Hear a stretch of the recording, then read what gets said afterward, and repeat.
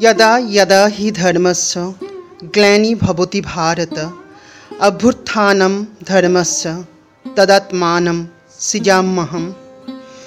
এর বাংলা মানে হচ্ছে, হে ভারত, যখনই ধর্মের অধঃপতন হয় এবং অধর্মের অভ্যুত্থান হয় তখন আমি নিজেকে প্রকাশ করে অবতীর্ণ হই। পরিত্রায়ণ সাধূনাং বিনাশায় চ দুষ্কৃতম ধর্ম সংস্থাপনার্থায় সম্ভবামি যুগে যুগে। এর বাংলা মানে হচ্ছে, সাধুদের পরিত্রাণ করার জন্য এবং দুষ্কৃতকারীদের বিনাশ করার জন্য এবং ধর্ম সংস্থাপনের জন্য আমি যুগে যুগে অবতীর্ণ হয়েছি, অবতীর্ণ হব। নমস্কার বন্ধুরা, আপনাদেরকে স্বাগত আমার এই চ্যানেল স্পিরিচুয়াল আধ্যাত্মিক ব্লকে।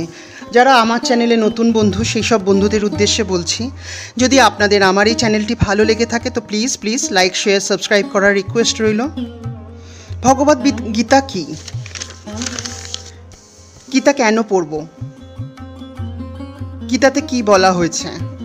আজকের আলোচ্য বিষয় এগুলি। বন্ধুরা, বর্তমান সময়ে প্রতিটি মানুষ অজ্ঞানতার অন্ধকারে আবদ্ধ। ভগবদ গীতা হল শ্রীকৃষ্ণের মুখ নিঃসৃত বাণী, যা মনুষ্য জীবনের অবিচ্ছেদ্য পাঠ। ভগবদ গীতার আসল উদ্দেশ্য হচ্ছে মনুষ্য সমাজকে সেই অন্ধকার থেকে মুক্ত করা।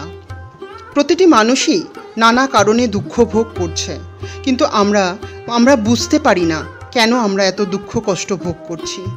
আমাদের মনে অনেক রকম প্রশ্ন আসে যে কেন আমরা এত দুঃখ কষ্ট ভোগ করছি? আমরা তো কোনো পাপ করিনি, তাহলে কেন আমাদের জীবনে এত কষ্ট, এত দুঃখ? যখন আমাদের মনে এই প্রশ্নগুলো উদয় হয়, আমি কে এবং কেন আমি এত দুঃখ কষ্ট ভোগ করছি, যখনই আমাদের মনে এই সব প্রশ্ন আসে তখনই আমরা এর উত্তর খোঁজার চেষ্টা করি ভগবদ গীতায়। মহাভারত যুগে অর্জুন ছিলেন একজন জিজ্ঞাসু শিক্ষার্থী। কুরুক্ষেত্রের যুদ্ধের আগে শত্রুপক্ষে নিজের আত্মীয় পরিজন ও বন্ধু বান্ধবকে দেখে এবং যুদ্ধের সময় তাদের হত্যা করার কথা মনে হতেই তিনি বিষাদগ্রস্ত ও হতাশাগ্রস্ত হয়ে পড়েন। তখন ভগবান শ্রীকৃষ্ণ অর্জুন তথা আগামী দিনের সাধারণ মানুষের উদ্ধারের জন্য অনেক তত্ত্ব ও জ্ঞানের কথা বর্ণনা করেন, যাই বর্তমানে শ্রীমদ্ ভগবদ গীতা নামে পরিচিত। ভগবদ গীতা হিন্দু মহাকাব্য মহাভারতের গুরুত্বপূর্ণ ও অভিন্ন রূপ।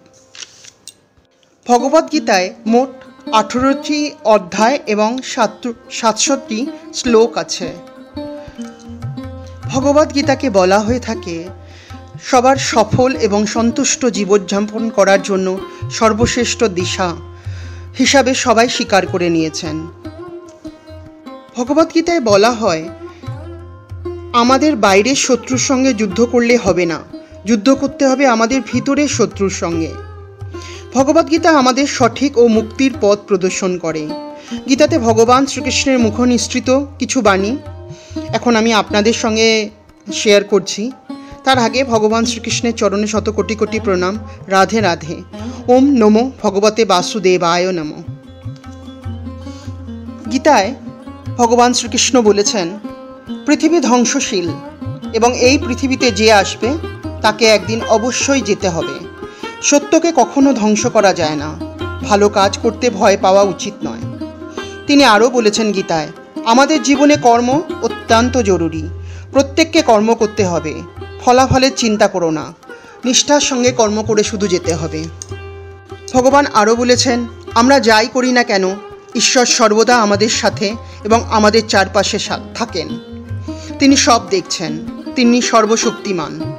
আমরা এই পৃথিবীতে খালি হাতে এসেছি এবং খালি হাতেই যাব। গীতায় বলা হয়েছে, যান্ত্রিক অনুশীলনের চেয়ে ভালো হচ্ছে জ্ঞান, জ্ঞানের চেয়েও ধ্যান হচ্ছে আরও উত্তম। ভগবান শ্রীকৃষ্ণ বলেছেন, যা হয়েছে ভালোর জন্য হয়েছে, যা হচ্ছে ভালোর জন্যই হচ্ছে, যা ঘটবে তাও ভালোর জন্যই ঘটবে।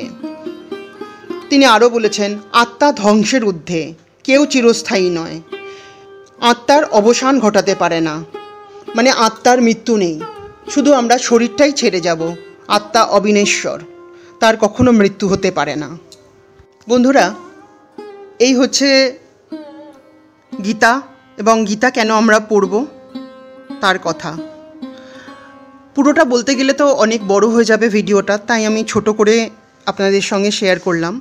যদি আপনাদের আজকের এই এপিসোডটা ভালো লেগে থাকে তো please please like share subscribe করার রিকোয়েস্ট রইল।